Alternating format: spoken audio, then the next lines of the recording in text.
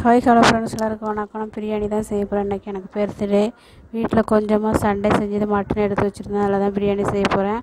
பட்டை கிராம்பு போட்டு தாளிச்சிட்டு வெங்காயம் போட்டு நல்லா வதக்கிட்டு கோல்டன் கலரில் வதக்கணும். அதுக்கப்புறம் இஞ்சி பூண்டு பேஸ்ட்டு வதக்கிட்டு தக்காளி புதினா பச்சை மிளகா தயிர் பிரியாணி மசாலா எல்லாம் போட்டு நல்லா வதக்கிட்டு அப்புறம் குக்கரில் 15 விசில் வச்சு வேக வச்ச மட்டனை போட்டு நல்லா வதக்கணும். மட்டனெல்லாம் நல்லா எசன்ஸ் இறங்கினா தான் பிரியாணிக்கு மட்டன் டேஸ்ட் வரும். அதனால் சிம்மில் வச்சே நல்லா எசன்ஸ் இறங்கின அளவுக்கு மட்டனை வதக்கிட்டு அப்புறம் 1 டம்ளர் அரிசிக்கு 1.25 டம்ளர் தண்ணி தம் பிரியாணிக்கு. இந்த மெத்தட் நல்லா கரெக்டாக இருக்கும்.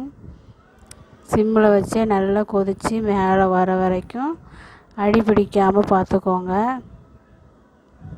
தண்ணி கொஞ்சம் நல்லா இதான் தம் வைக்கிற பக்கம் இந்த லெவலுக்கு வந்தோடனே தோசைக்கல்லை கீழே வச்சுட்டு பிரியாணி சட்டியை மேலே வச்சுட்டு அப்புறம் மேலே மூடி போட்டு சின்ன உரல் இருந்தால் மேலே தூக்கி வச்சுருங்க. சிம்மில் வைங்க. 15 நிமிஷம் 17 நிமிஷம் வச்சா போதும். பிரியாணி நல்லா ரெடி உதிரியாக வந்துடும். 15 நிமிஷம் முடிஞ்சோடனே பிரியாணி எடுத்து தம் எடுக்கிற பக்கம் இருக்குது. தோசை பரட்டின மாதிரி அப்படியே மேலே இருக்க அரிசி சோறெல்லாம் எடுத்து அப்படியே பெரட்டி போடணும்.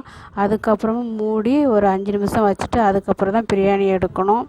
மேலே உள்ள இது கொஞ்சம் வேகாமல் இருக்கும். அதுக்கு தான் தம் எடுத்து மாற்றி போடணும்.